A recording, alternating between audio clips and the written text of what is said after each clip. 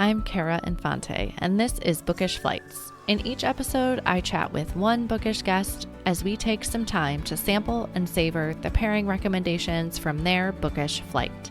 We hope to give you suggestions to cultivate your TBR list and nurture your leisure time through books. In today's episode, I am chatting with KyLee Woodley. KyLee teaches preschool at a lab school in Texas where she lives with her husband of 18 years and their 3 teenage children.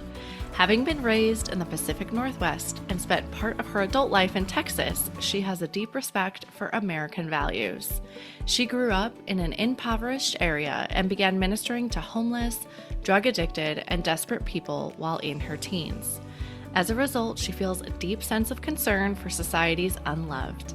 This comes through in her stories, enriched with historical details that show how loving the unlovely is a timeless need.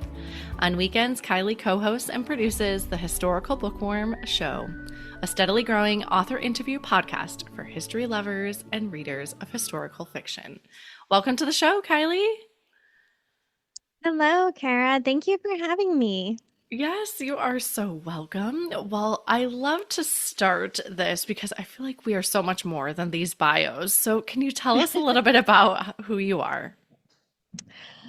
Oh, well, that's hard, isn't it? Authors like to talk about their books, but they seldom like to talk about themselves. I mean, I'm just a mom and a wife. I love to teach preschool, love to work with kids. I've always just been drawn to that. Always worked in the nursery when I was little and or younger and helped out with VBS and just all the things. Um, and as far as history goes, I just love researching history, watching old movies, and that led to kind of a love for historical fiction, preferably Okay. romance. And yeah, and I started writing in my 20s. I was late to answer the call, so to speak. Haven't been writing all my life, but I've always loved story. And yeah, so we just lived here in Waco, Texas.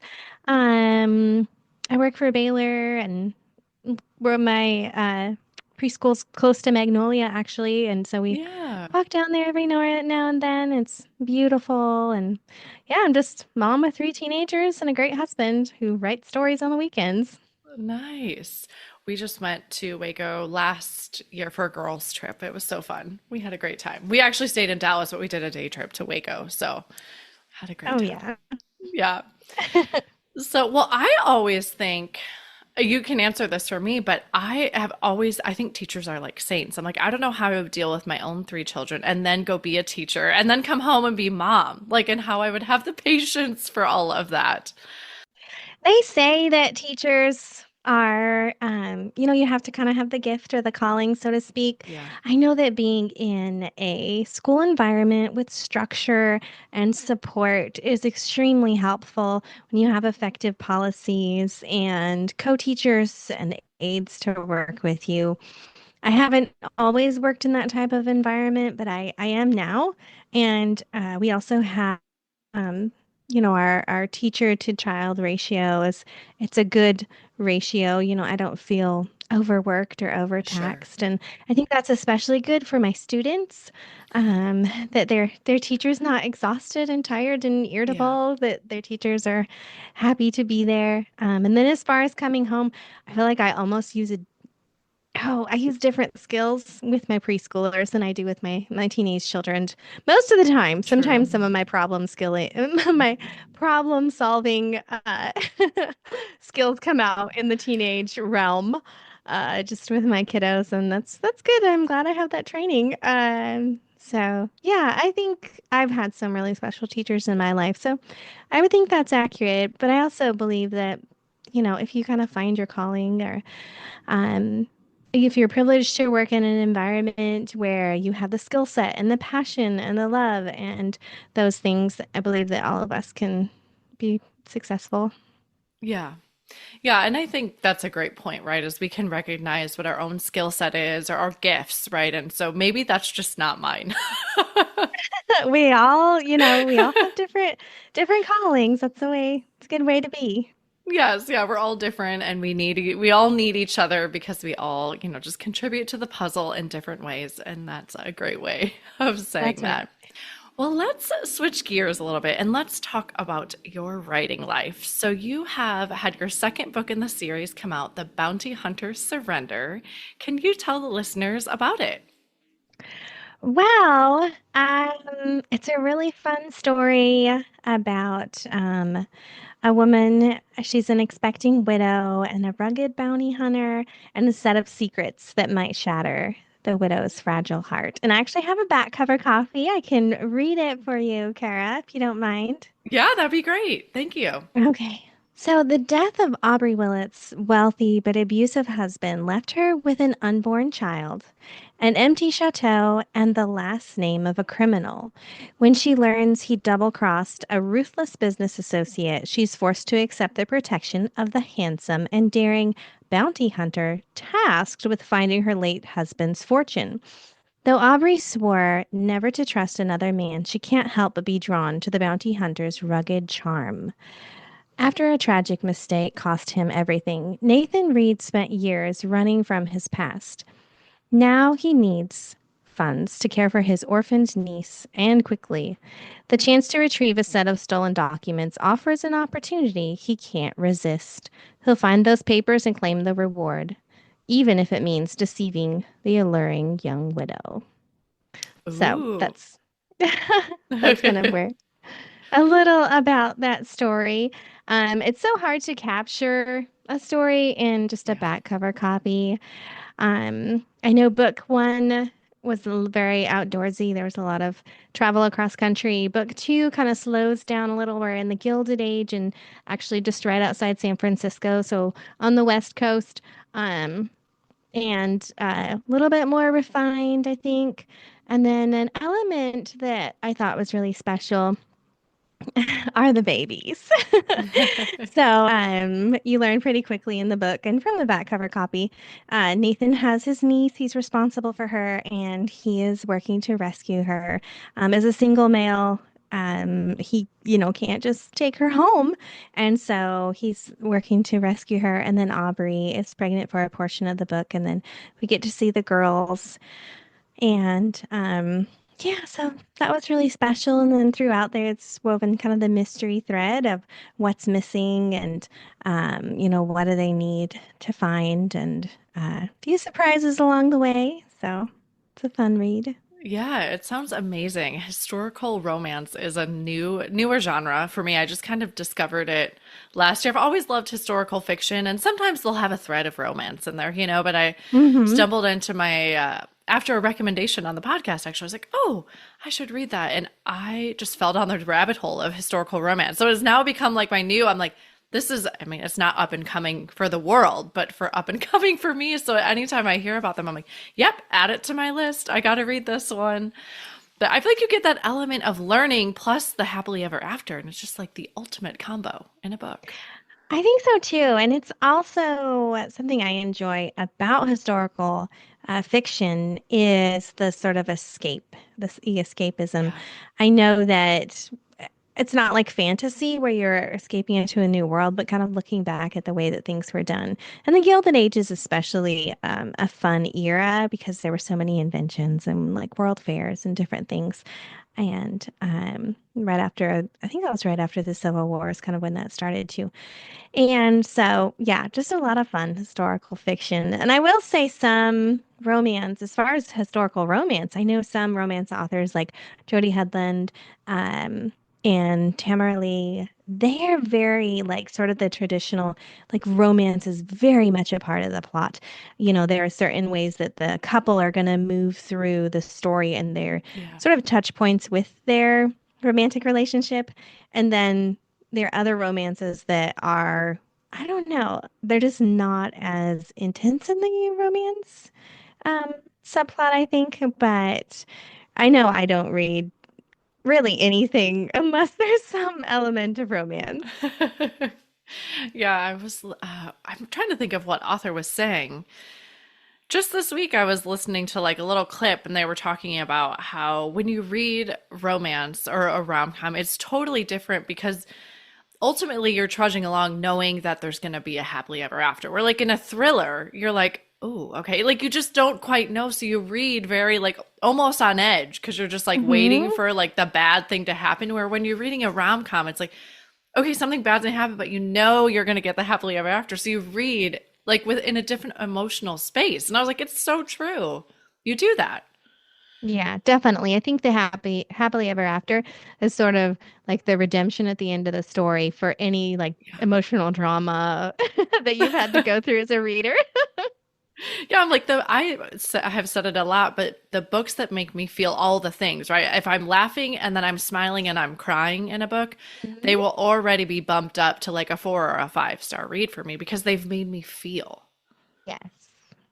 Yes. So when you wrote book one, did you know this was going to be a series when you started it, or did it just kind of evolve into that? I did not plan on that initially. This was part of a box, what was going to be a box set, I think is what they're called. Okay. And it was supposed to be a novella. And so there were certain like themes and tropes that, I had to follow in order for this to be part of the set. Well, I got it around the time that I was working on that. Excuse me. I got a new job and had to move across the country. And so I was like, I'm so sorry. I have to pull out. And so I had this, but the story spark, like it had Yeah. sparked. And so I just kept writing as we're moving, like writing when I can and, just enjoying that process because I always have something that I'm writing. I just don't, it's part of my life. Yeah. And finished the story and I finished it as a novella. And then I had the opportunity to go to a conference and I'm looking at all my projects and I go ahead and submit to an acquisition editor for Wild Heart Books, and she was like, "Oh, well, we have a story like this. We have a story like this? I don't know if we're into. That's not quite right. Do you have anything else?" I was like, "Well, I have a novella." And so she looked on that. She looked at it and said that well, could you make it into a series? And so I made it into a series. And she said, "Well, can you add like 20,000 words?" So I added 20,000 words, and Seems like no so. small feat, though. Like Yeah. 20,000 words is still 20,000 words. Yes. And that even though I added those words, it's still a relatively quick read, that first one. It's not book two is quite the meal. It's like book one is quite the bite, but book two is quite the meal. Yeah. It's actually about almost twice as long. So that Okay. surprised me when I had the time to like really sit down and write it. But yeah, so that's how it all started. And I'm just like, oh my goodness. I Wow. don't know. So will there be other books in the series? Like, is there a certain amount planned? There's one more, Okay. and yes, it's called the Convicts Courtship, and it has Okay. a minor character from book one and book two. It'll wrap everything up. That one releases in March Okay. 2026. So, Awesome. So, listeners, you got plenty of time to get reading before March. Well, what have you learned about yourself through writing? hmm. Well, I've been writing for a few years, but I think writing to publish, writing with a deadline. I've learned that I am the kind of person who probably puts too much on their plate. And so I've had to learn to prioritize and really like take note, like have periods of time where I stop and like look at what my kids are saying, kind of feel like where I am, where's my body, like you know, how do I feel in the moment? Is my heart racing? Have I had more frequent colds? Like things that really lead to burnout. Yeah. And just trying to be conscientious of where I'm at and that self-care and not, prioritizing my time with my family and my children and my work and then my church because those are the kind of the other demands in my life and making sure that I rest. And then when I am in those places and when I'm writing, that I'm like there 100%, that I'm present in the moment when I'm cooking dinner with my children. And so I learned that I put too much on my plate. And then I learned that, um, you know, how to ask for help and how to make like sort of the most out of every little block of time that I have. So, Yeah. I don't know. I mean, I can't obviously speak from a male perspective, but I feel like that's such a woman thing to do, right? Is we just pile on and we pile on and we just assume like we can do all the things. And then you do reach mhm. that point of like, I'm like I feel like my lid blows off and I'm like, I can't do anymore. Yeah. Um, so I think what you're saying is a great lesson for all of us, right? Is like taking that moment to pause and really reflect on what you're feeling in your body Hmm. and then like being able to be like, I just cannot do that. I can't take something else on, which I think is another really hard lesson to do, is say no. Yes. Like I Mhm. don't have the time or I don't have the bandwidth to do that. Absolutely. Yeah. And I know I see like I have short little blocks of time throughout my day. And so on my lunch break, maybe instead of scrolling social media and staying in the break room, I might go outside for a walk and just, just listen. Um, it's really pretty, the area where I work, and I can go a little bit downtown and over the bridges, over the extension bridge and everything, and so that's good. So those little periods of time, I'm doing something that's kind of restful, and then on the way home, kind of checking in and listening to music. Maybe a lot of times I love educational podcasts, but I have Yeah. to like turn on music and just be like, I'm gonna try and recharge for 15 minutes before, you know, stepping through my front door and have my children done their chores. Am I going Yeah. to be able to start dinner? Because, have they were supposed to do the dishes. Is those done? And if it's not, making sure that I have an attitude that's going to um, effectively like help them and not harm them. Not to Yeah. say that I Like would harm my encourage children, them. but yes, Yeah. yes, yes. So, Yeah, I totally agree. I think there's so much information available today and at our hmm fingertips, and it's constantly there and it's constantly on our phone. You can listen to it, you can read it.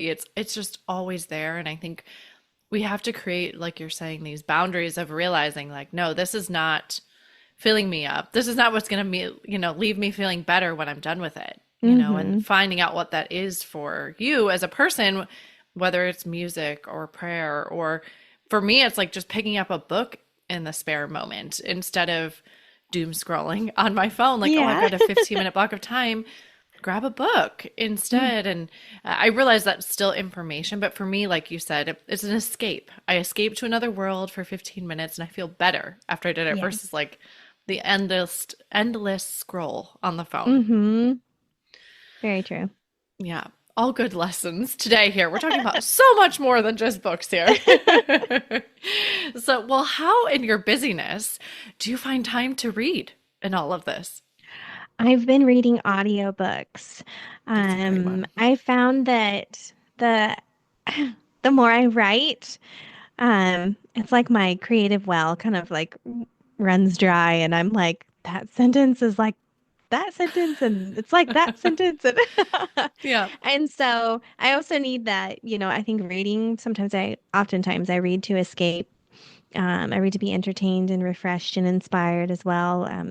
I feel like a historical and Christian fiction does that pretty Yeah. well. So I'll listen to audiobooks sometimes on the way to work or just right before bed. And that helps to like, fill my creative well. It also helps because I have the podcast and I want to be up to date with, what work is out there. And Yeah. then I'm also being exposed to the fads, so to speak, that are in the Christian book market right now with the successful writers. If you read their work, then as a writer, like I'm being exposed to like what their editors have said is True. approved. Yeah. And so I want to keep my quality of writing up. And I believe that I believe that reading excellent writers and their stories helps to do that. Yeah. Well, why don't you tell the listeners a little bit about your podcast, actually, the Historical Bookworm Show? So, we are on our fourth year, my co-host, Nice. Darcy Fournier and I, and it is just an interview podcast for readers of inspirational fiction and lovers of history. We mainly interview inspirational historical authors. We also share book reviews and sort of like historical tidbits on occasion. And so we have, yeah, a lot of, we're connected with like Bethany House and Okay. Ravel and Tyndall. And we try and, bring in some indie authors and some small press authors as well, and just include everyone while providing a variety of fiction because you have biblical historical fiction and World War II and Victorian, and there's just so many amazing Yeah. options. So yeah, the historical bookworm show, though.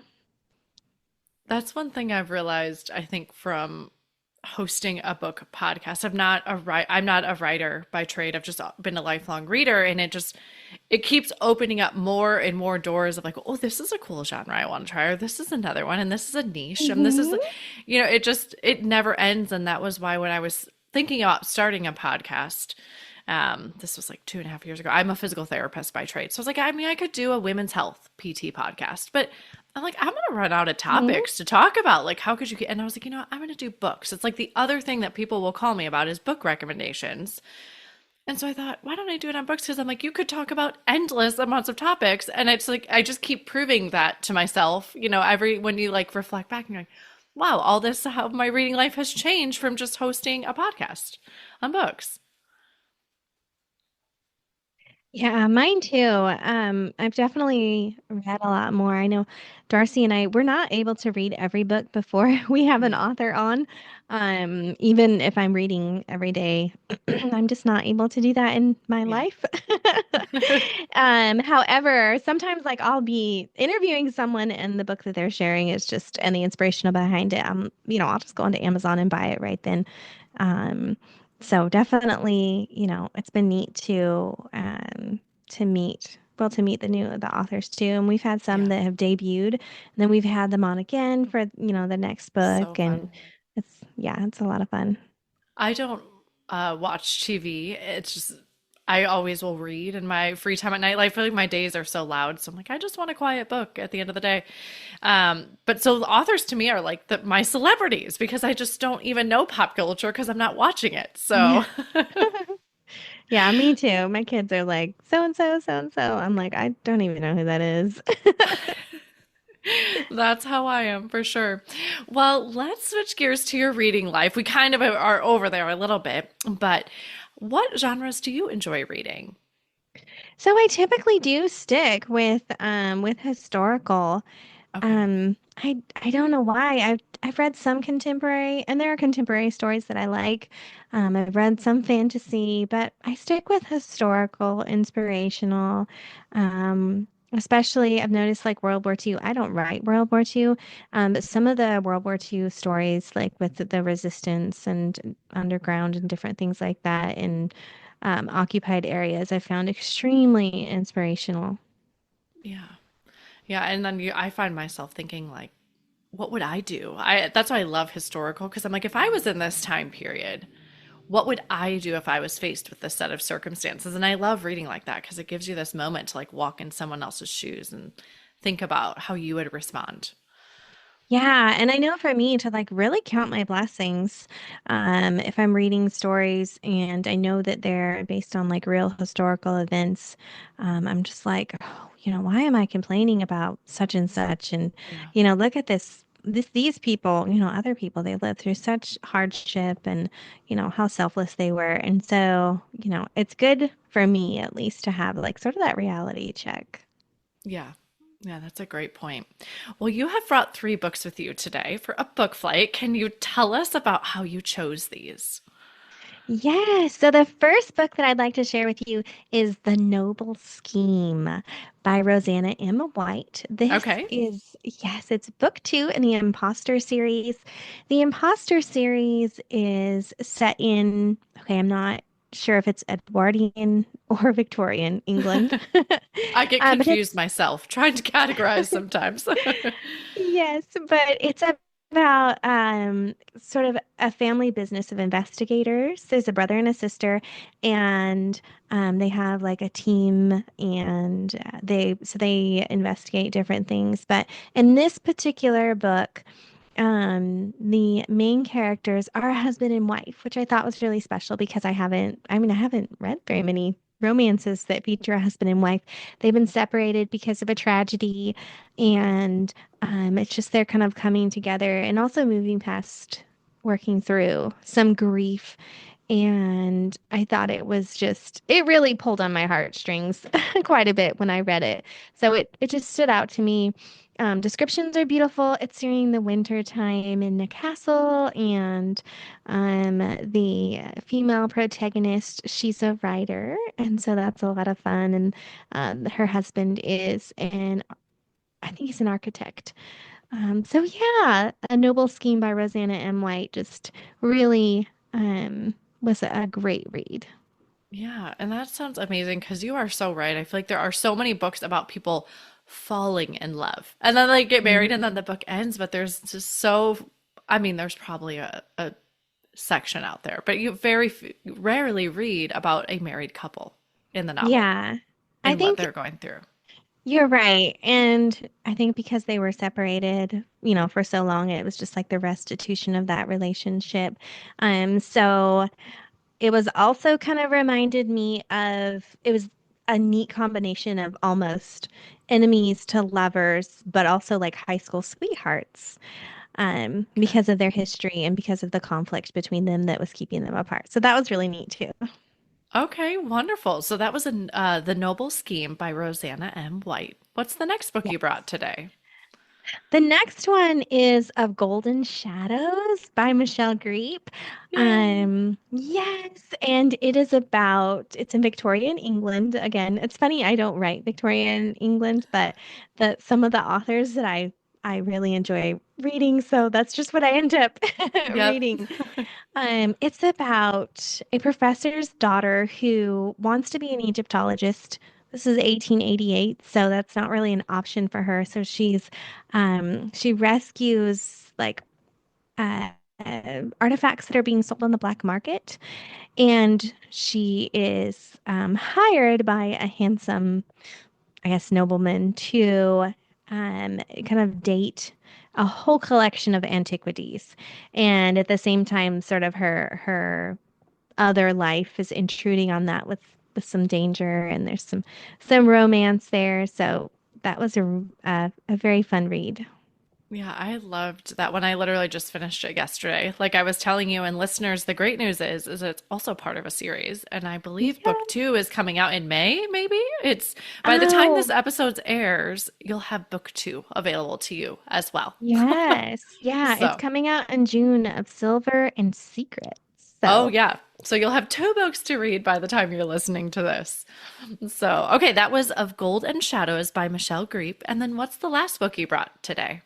so To Kiss a Night by Grace Hitchcock is book two in the Best Laid Plans series. And this one, I'm actually not sure about it's coming out in May as well. So the tropes are like fake relationship, marriage of convenience, bad boy hero. It was a lot of Fun. fun. It's another Regency romance, so we're in England again. And it starts out with a highway robbery and kidnapping by a handsome masked bandit.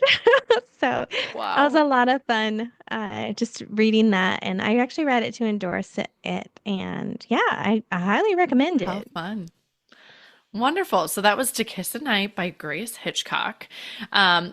I will say I don't always give a dessert pairing, but have you read The Unselected Journals of M. Lyon by I Beth have Brower? not. So when I was reading of Golden Shadows, that it very much reminded me of these books, and they're all novellas. There's eight of them out right now. So when I say there's eight books in the series, don't panic. Some of them are like 70 pages, and they're all Oh, wow. novellas, so they're all shorter, but they are fantastic. And there's definitely like some mild romance that happens in there, but they're just such quirky, fun characters. And Emma M. Lyon reminds me of, which I can't think of the main character's name in Of Gold of Shadows, but she was trying to become the Egyptologist. They Mhm. reminded me so much of one another. So if you loved her as a main character, I would highly recommend the Unselected Journals of Emma M. Lyon. So Oh, they're so good. And they're on Kindle Unlimited. So if you happen to have a Kindle and you have Kindle Unlimited, you can just snag them all on there. So, what are but they called? The Unselected Journals of Emma M. Lyon? yeah, Emma, and then it's like M is her middle initial, and then Lion. Okay. They're so delightful, and I don't know that they're technically categorized as Christian fiction, but they're definitely um like a sweet, cleaner read. Like there's no language in there, no, nothing like the romance is very minimal in there, nothing past kissing, and so they're so good. Well, If you fun. want I'll a have to little look that series up. to pick up, and it's set in like a fictional like neighborhood of London, and I believe it's 1873. Don't quote me on the year, but it's written in like her journal formats too, which is really fun. So you're reading like her personal journal, but it reads like a story. How fun. Yeah. So, and I don't think that's technically epistolary either, right? When they're journal entries, because they're I'm not not letters. sure. I don't know. I'd have to look that up. But they're all written. It's like a day in her life through her journal entries, and they're an absolute hoot. I laugh and I smile silly while reading them. I'm like, if anybody is looking at right now reading this book, I've got like a smile ear to ear because they're just so delightful and funny and witty. It's so good. It's one of the best series I've read in my adult life, probably. My goodness. So highly So, recommended. I'll have to yeah. check that out. And it reminded me of one of the books you brought, which is why I wanted to mention it as well, because I haven't yet to talk about it on the show. Yeah. So thank you for bringing those books with you today. How I love to end our show is with our bonus pairings, which are just a speed round of questions that you can answer really quick. Are you a rereader? I am. If I find a book I really enjoy, there were elements or scenes that it took me away, I will definitely return to them. Okay. Where is your favorite place to read? My favorite place to read, oh dear, I don't know. Probably in my car. Maybe that's just because I always end up there. Like if I'm waiting for the kids to come out or Yeah. I'm on like listening to an audiobook, I end up reading in my car a lot. I don't like to read where it's really windy if I have my pages. If I have a paperback Yeah. copy, no, can't do that. So it's very Yeah, that boring. But makes in my sense. car, very That's the practical. state of your life right now. It is. Yeah. So, what is one book you've read that has changed your life? I believe I was by, oh, there are two of them, but I believe it was The Museum Curator's Daughter by Okay. Melanie Dobson. And Okay. that was another World War II French resistance. Um, and like when I cried, and I'm not a big crier, surprisingly, I just don't cry very, very often at all. And I like cried and was like, I need to like change my life. And it was Yeah, just, yeah, that one right there was a powerful read. absolutely. Lastly, what are you reading next? Oh my goodness, what am I reading next? I'm trying to think because I know I have a stack in my Or you Kindle. could tell us your current read too, if that's easier.